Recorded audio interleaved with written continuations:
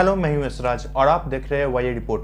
Video शुरू करने से पहले एक रिक्वेस्ट है कि चैनल को सब्सक्राइब, वीडियो को लाइक और शेयर जरूर करें। इस वीडियो में मैं आपको बताऊंगा कि सेंट्रल ट्रेड यूनियंस के द्वारा जो 28 और 29 मार्च को जो हड़ताल होने वाली है, इसके पीछे क्या कारण है और हाल के दिनों में 5 राज्यों में जो इलेक्शंस हुआ है, गोवा, पंजाब, मणिपुर, उत्तर प्रदेश और उत्तराखंड, इन 5 राज्यों का इलेक्शंस का क्या रोल है ये स्ट्राइक के पीछे और गवर्नमेंट के द्वारा ली गई कुछ डिसीजंस के पीछे। तो चलिए शुरू करते हैं। 22 मार्च तक तैयारी पूरी हो चुकी थी हर एक स्टेट, हर एक सेक्टर में, पूरे देश भर में हड़ताल करने के लिए। फिर इसके बाद 22 मार्च के बाद से सेंट्रल ट्रेड यूनियंस का मीटिंग शुरू हुआ और उन्होंने ये डिसाइड किया कि 28 और 29 मार्च को 48 घंटे के लिए वो देश भर में हड़ताल करेंगे। ये हड़ताल किस चीज़ के खिलाफ है? ये हड़ताल सरकार के द्वारा कुछ पॉलिसीज़ जैसे कि anti worker, anti farmer, anti people और एंटी नेशनल पॉलिसीज़ जो सेंट्रल गवर्नमेंट के द्वारा लाई गई है, मेनली ये हड़ताल सेंट्रल गवर्नमेंट के खिलाफ है, ना कि स्टेट गवर्नमेंट के खिलाफ है। इसके बाद बैंकिंग सेक्टर भी इस हड़ताल में वो पार्टिसिपेट करेगी। The all India bank employ association ने फेसबुक पे ये बात कही है। बैंक यूनियंस का भी पार्टिसिपेशन इस हड़ताल में होने के पीछे का 2 कारण है। पहला प्राइवेटाइजेशन, दूसरा the banking laws amendment bill 2021। ये बिल क्या है ये मैं आपको बताऊंगा। पहले ये जाने कि स्टेट बैंक ऑफ इंडिया ने ये स्टेटमेंट जारी कर दिया है कि 28 और 29 मार्च को कस्टमर सर्विस पे असर पड़ेगा इस स्ट्राइक के कारण।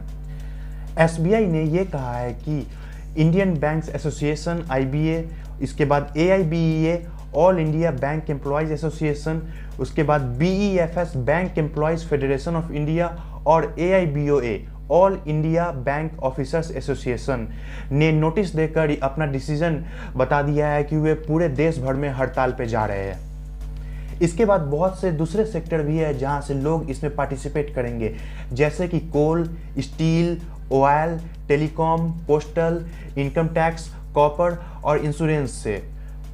इसके बाद रेलवे और डिफेंस, ये 2 ऐसा सेक्टर है जहां से ये कहा जा रहा है कि काफ़ी ज़्यादा संख्या में लोग देश के सैकड़ों जगह पे इस स्ट्राइक के सपोर्ट में आएंगे।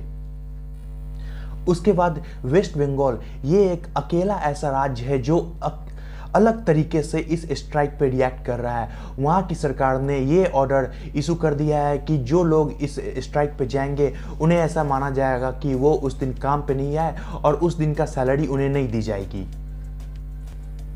ये जो ट्रेड यूनियन का मीटिंग हुआ उसमें उन्होंने काफ़ी ज़ोर शोर से इस पे चर्चा किया कि ये जो 5 राज्यों का जो इलेक्शन हुआ, इलेक्शन रिजल्ट से सरकार कितना प्रोत्साहित, कितना मजबूत महसूस कर रही है, जिस कारण से उन्होंने काम कर रहे लोगों के खिलाफ एक्शंस लिया।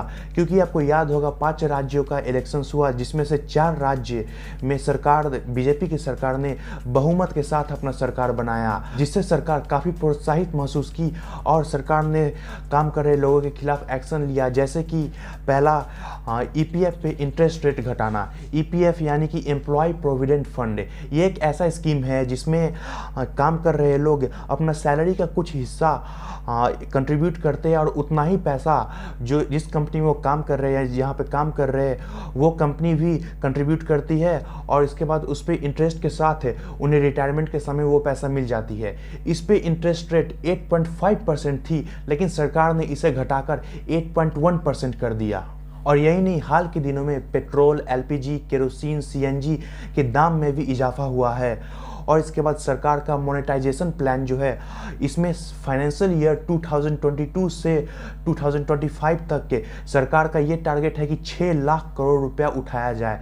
इसमें गवर्नमेंट की जो एसेट्स है उसे लीज पर दे दिया जाएगा और प्राइवेट कंपनी से एक बार उससे पैसा ले लिया जाएगा।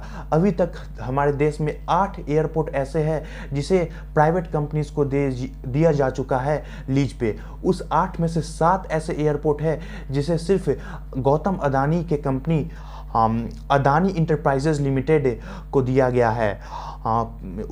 वो 7 एयरपोर्ट मुंबई, अहमदाबाद, जयपुर, लखनऊ, गुवाहाटी, तिरुवनंतपुरम और मैंगलुरु की एयरपोर्ट है जिसे 50 साल के लिए लीज पर गौतम अदानी की कंपनी को दिया जा चुका है। ये सरकार का नेशनल मोनेटाइजेशन पाइपलाइन जो प्रोग्राम है, जिससे सरकार 2025 फाइनेंशियल ईयर तक 6 लाख करोड़ उठाने का टारगेट रखी है, उसमें अकेले रोड से 1,60,200 करोड़ रुपए सरकार उठाएगी। टोल टैक्स जो लेते हैं वो सबको मोनेटाइज करके।